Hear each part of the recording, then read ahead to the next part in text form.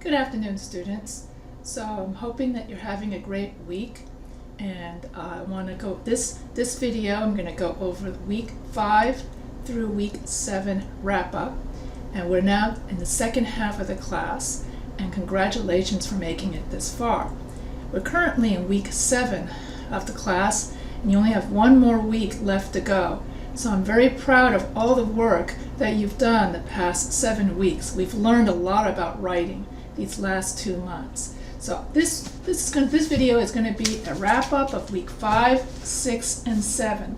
And so during week 5, we learned that a thesis statement needs to have a what and a why. In other words, when we make a thesis statement is always placed as the last sentence of the first paragraph. And then the thesis statement always contains the topic, the opinion, and the reasons. And the reason for that is so that you can narrow down your topic, and then you have an opinion, and then you want to back up that opinion with your 3 reasons. So that's why we have a topic, opinion, reasons. So just think of it as a tour. Some of you are still having problems coming up with a thesis statement. Remember that your thesis statement has to summarize your 3 body paragraphs. And so you have to have the topic, opinion, and reasons. And the topic and the opinion, that is the what, and then the reasons are the why. So an effective thesis statement always has a what and a why. And your thesis statement has to be the main idea of your essay. And it's like, as I said, since week 1, your thesis statement is the roadmap to your essay. If you don't have an effective thesis statement, then you don't have an effective essay. And you also have to remember that the topic sentence of each body paragraph, that is the first sentence of each body paragraph, has to match the reasons in your thesis statement in order for you to have essay coherence. Some of you are still having trouble writing a coherent essay. So that's why there are 2 ways to write an essay. You either start out with a good thesis statement with a topic, opinion, and reasons, and then you structure your body paragraphs to that thesis statement or to those 3 reasons, or you can write out your body paragraphs first and then summarize your 3 body paragraphs into your thesis statement. Either way works. As long as you have a thesis statement with matching body paragraphs, then you have a really good essay. So some of you in the persuasive essay are still having trouble doing that. And in week 5, in the topics for teaching in the week 5 forum, a lot of you said that you'd like to learn more about grammar. So if you want to learn more about grammar, you can also go to the Grammarly website. Grammarly has very good tutorials on grammar. You can also upload your paper, and Grammarly it uses artificial intelligence and grades your grammar. It's not as good as an English teacher, but it's better than nothing. You can also go to Quillbot, Quillbot. Quillbot will teach you also grammar, and it will also help you with sentence structure. It's actually a pretty fun, interactive grammar website. So I'll spell that again. It's Quillbot. It's a fun website. Then some of you said that you wanted to increase your English vocabulary, and as I said in the week 5 forum, you can always get a Roget's Thesaurus, R-O-G-E-T, Thesaurus. It's a dictionary that lists synonyms. So for example, if you have the word big, then it's going to list other ways of saying big, like huge, immense. So this is a great way for you to increase your vocabulary by learning synonyms of words you already know. Also, if you are going to write an essay and you think you don't know enough words, you could also use a Roget's Thesaurus. I also recommend that when you write an essay, you should have yourself a Google list of transition words so that you know you can have many different ways of saying and, but, or, nor, for, so, yet. So instead of saying but all the time, you can use transition words of opposition. Instead of saying and all the time, you can use transition words of addition. And instead of saying so all the time, you can use transition words of consequence. And so if you Google yourself a complete transition word list, then you won't be saying and, but, for, yet, so all the time. And some of you have been looking up, you can go to my Professor H writing channel, and there I post a lot of my videos. And so in week 5, you guys learned about sentence structure, and you learned that if you have a dependent clause, a dependent clause is always a sentence fragment. And so you should Google yourself a subordinating conjunction list, because every time you start a sentence with a subordinating conjunction, you automatically have a sentence fragment. So when we have a dependent clause, we have a sentence fragment. In other words, not a complete sentence. And so in order to have a complete sentence, you have to have an independent clause to complete your thought. So when you have a dependent clause and an independent clause together as one sentence, that's known as a complex sentence. So you can look at my sentence structure video, which I also posted in the week 5 forum, to review sentence structure to avoid sentence fragments in your essay. And all of you should be done with part 3 of your illustrative essay. So you've gone through the writing process of one essay already. So we did pre-writing, writing, and rewriting are the 3 stages of the writing process. You also learn how the rubric for your final draft is going to look like.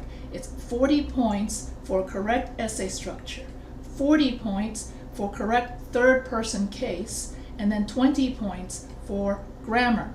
So it's very important that for essay structure that you have a thesis statement with matching body paragraphs. And then for your third-person case, make sure you don't use first and second-person case in an academic paper. And when you revise your paper, look over your paper and make sure you've taken out all of the first and second-person cases and replaced it with third-person case. It's really very easy to fall back into the habit of conversational English because we use conversational English all the time, and third-person case may sound stilted to you if you're not used to it.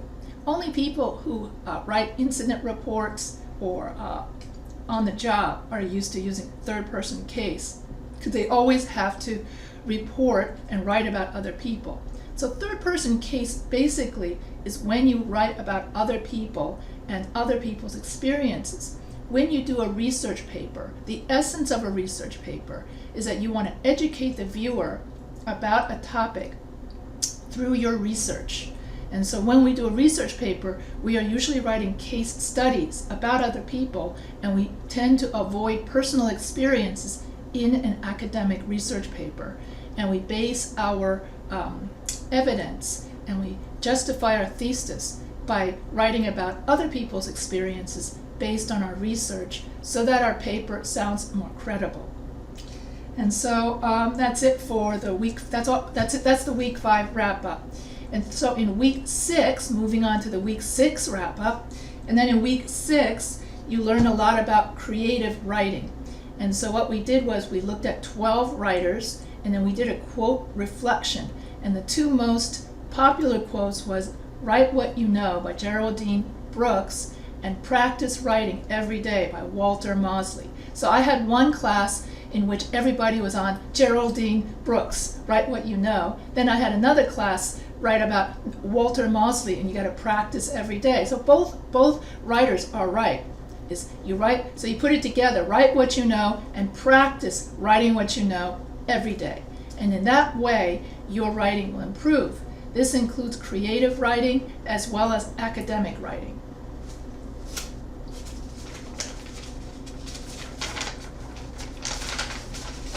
The second part of the week 6 was about APA. And so you took the APA quiz, and I noticed a lot of people did not take the APA quiz because they saw the word APA and freaked out. So all you have to do is just watch my APA video that I posted in every forum, and then the quiz will be very easy. So first, you watch the video that's already posted in the quiz itself, that comes with the quiz. Then after you learn what's in that APA video, then you can watch my video in order to learn about APA. So I'll give a short spiel on what is APA. So APA means American Psychological Association, and it's used as a footnote to give researchers credit for their research. And we always cite sources whenever there are numbers, dates, percentages, dollars, medical facts, historical facts, scientific facts. So if you're in doubt, cite it, I always say. And so if you use a direct quote, you need quotation marks, and you need to write the author, the date, and the page number. And if you have a paraphrase quote where you're summarizing the source, you don't need quotation marks, you just need the author and the date. And in future classes, they're going to ask you to give examples of a direct quote. And then you would put the quotation marks and then write author, date, and page number. And then in other classes, they'll ask you, well, why don't you just summarize it in your own words? You may think, well, if I'm summarizing it in my own words and it's my words, why do I still have to cite the source? Well, if you're using numbers or percentages or dates, you're giving credit to the researcher who came up with 55% or 5,000 people live in whatever town it is. So you want to give credit to the researcher who came up with those numbers. That's why we always cite the source, especially if we're citing numbers, even if we use our own original thought or analysis, because the numbers and the dates need to be cited. And so then to write an effective APA citation, you need to put the citation inside the body of your paper right after the fact. You don't have to use the numbers, the footnotes. That's used in Chicago Turabian. Instead, all you have to do is write the author and the date most of the time. And then you can use a signal phrase in order to integrate your citation apart and also signal to the reader you're about to cite something. And so you would say, according to Dr. Smith, 2022. Then you put your quotation, and then you put your page number. And so if you want to find many different ways of signal phrases, when I say according to or Dr. Smith states, that's called a signal phrase because you're signaling to the reader that you're about to cite a source. And so this sets it apart so that the reader can then see the part of the paragraph that's your original thought, and then the part of the paragraph in which you cite something. If you want to have many different kinds of signal phrases, then you should Google yourself signal phrase list. And then a signal phrase list will then give you many different verbs so that you don't have to keep saying states, Dr. Smith says, Dr. Smith says, Dr. Jones says. So instead of saying says all the time, you can get a list of active verbs in which you could say Dr. Smith states, Dr. Smith comments, that sort of thing. So that you can get from the internet, a signal phrase list or signal phrase verb list. Just like you should get your transition word list as well as your subordinating conjunction word list. All of those word lists help you write your paper so that you are able to have proper APA and you can reduce redundancy. And so, and then the last thing is an in-text citation occurs inside your paper. And when you write an in-text citation, you have to avoid saying, I think, I believe, in my opinion, and then use third-person case. And you have to be specific in what you say. Instead of saying, in my opinion, John, many people are fat. So that's so vague. So it's better to say, Dr. Smith, 2022, states 85% of Americans are overweight. So if you're going to cite something, you should be specific. And so on your quiz, the APA quiz goes over what makes an effective APA in-text citation and what makes an ineffective APA in-text citation. And also I tell students another common mistake is that students use too many citations all in a row in one paragraph, and that just overwhelms the reader. You should stick to just using one in-text citation per paragraph. And so then what you do is you use pie structure. You have P is the main point from the thesis statement. I stands for the in-text citation. In other words, one in-text citation.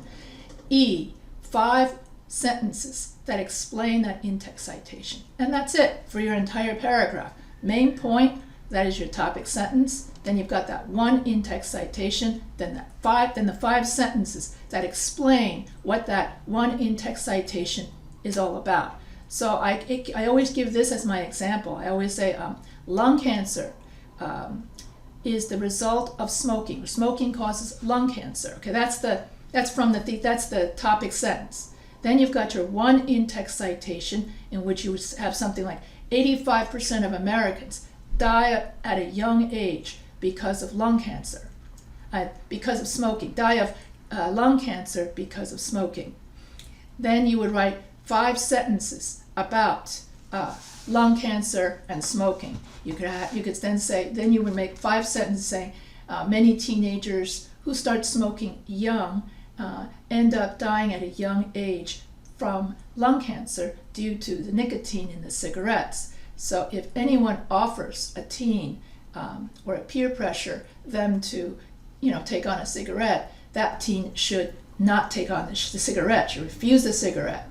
If and adults need to give up cigarettes as soon as they can so that they can save their lungs and keep themselves living longer for their grandchildren. So anyways, right then and there, I just have 5 sentences based on 90% or 85% of Americans die of lung cancer if they take up smoking, or if they keep smoking. So that's an example of how you can use pie structure for your so don't use so many citations, one after the other, because you overwhelm the reader. And then for your persuasive essay, and in week 6, you did your persuasive essay part 2. And so in persuasive essay part 2, you did your outline, you transformed your outline into your paper, into your rough draft. And the most common errors was that some of you still need to write a thesis statement, and some of you are missing a thesis statement as the last sentence of the first paragraph. So remember that the thesis statement has to have a topic, an opinion, and a reason. You have to have a what and a why, and it needs to summarize your body paragraph. So some of you still do not have a thesis statement with matching body paragraphs. And remember that the essay structure for week 8, the final draft of your persuasive essay, it's going to be just like the same thing as the illustrative essay. 40 points for essay structure, 40 points for make sure no first and second person case and only third person case, and then 20 points for grammar. So 80% is about essay structure and third person case, if you have to remember just those 2 things. And then you've got your grammar, 20%. So if you can keep those 3 things straight, then you can get a really good grade. Another thing is use my template, okay? Because I give anybody who has a low grade or anybody who has, their papers disorganized, I gave all of you a template. And so therefore, if I gave you a template, you need to use that template so that you can avoid losing the 40 points on essay structure. Because I gave you a template as an example. You can use whatever reasons you want of whatever a thesis statement you're using, as long as you use that structure. It's the structure that's important. And then it's up to you to put in whatever reasons to justify your thesis. And also it's up to you to put in your APA in-text citations. And so, and I think I forgot to do APA reference citation. When you do an APA reference citation, you need to have the author's name, the date, the article name, the publication name, the date you retrieved the website, and then the web address. So the web address is last. So, and then going on to week 7, and so we're coming up to the week that we're currently doing, so I'm not going to do a wrap-up of that one. Instead, I'm just going to go over like a preview of what to expect for week 7 and 8. So week 8 is pretty simple. You're going to write your week 7, we're going to talk about diversity. That's my favorite, actually, my favorite forum, in which we get to learn more about each other's culture. We get to learn more about each other's background and each other's faith journey. Like, what brought you to LAPU? Why did you choose a Christ-based institution? What brings you to God? What is your religion? What do you believe in? And it's always good to learn about students of multiple perspectives, and that there's always more than one story to anybody's life.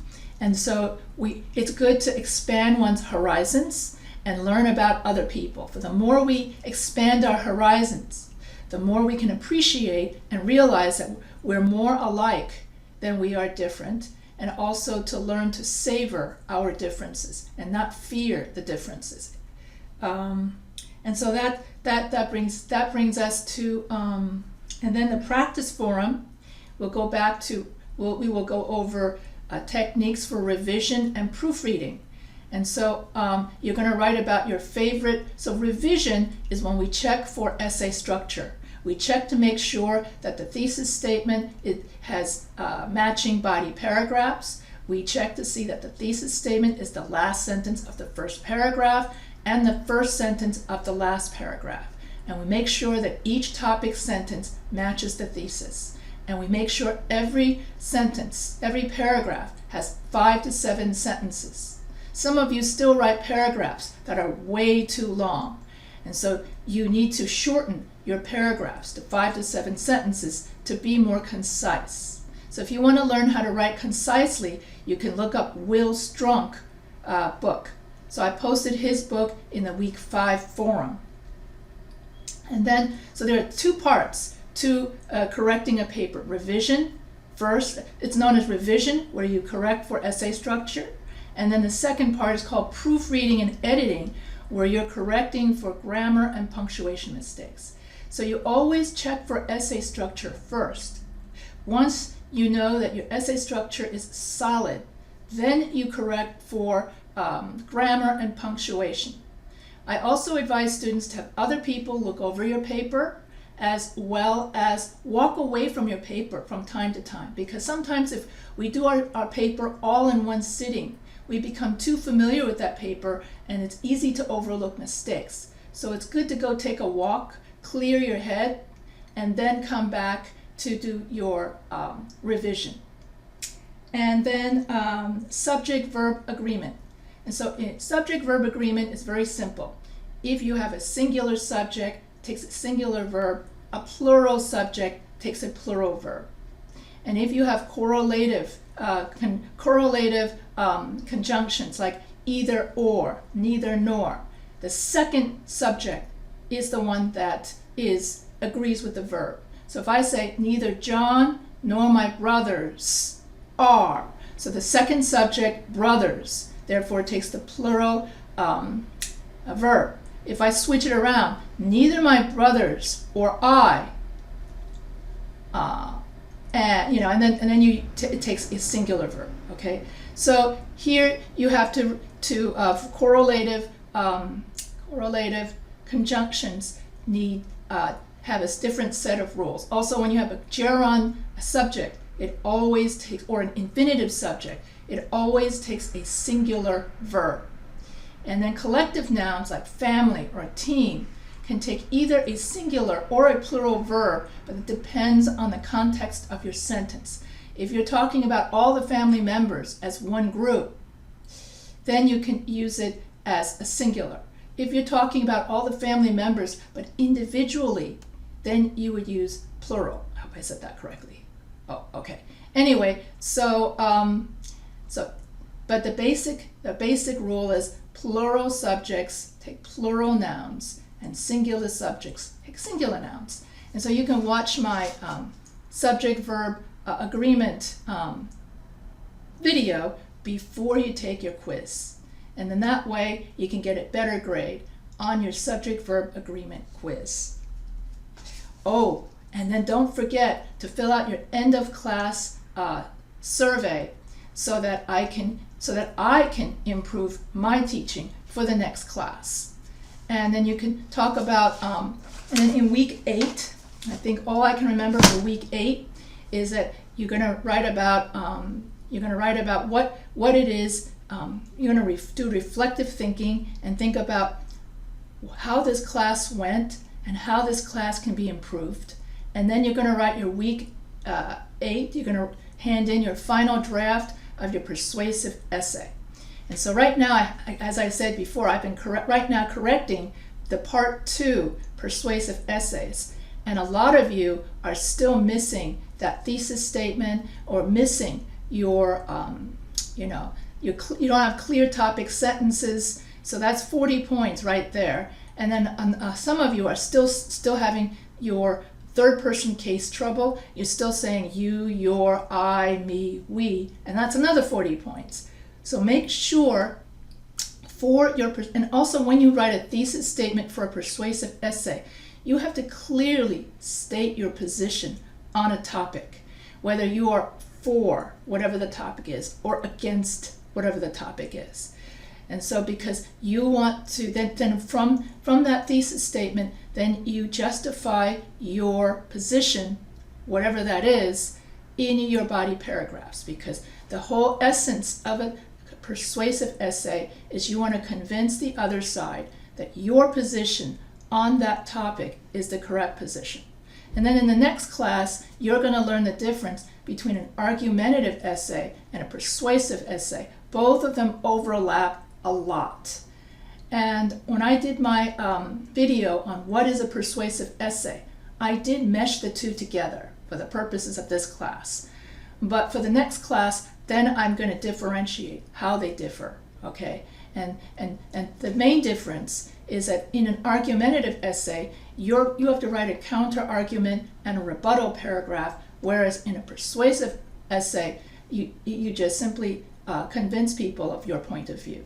Because when we write a persuasive essay, we're using easier topics and more about the opinion that you have. And then when you write an argumentative essay, it's more of a debate, and you have to, and more logical, with more reasons. So your teacher will go over, or if I get English 105 next time, I will go over that with you. I don't know whether I'm going to get 105 or 115 at this point, since it's my boss that decides that. But right now, I know I'm going to get a 101. That's all I know. Anyway, so if you have any questions about week 5, week 6, week 7, or week 8, because now I'm doing the last half of the class wrap-ups, feel free to email me anytime, and I will be there for you. So have a great day.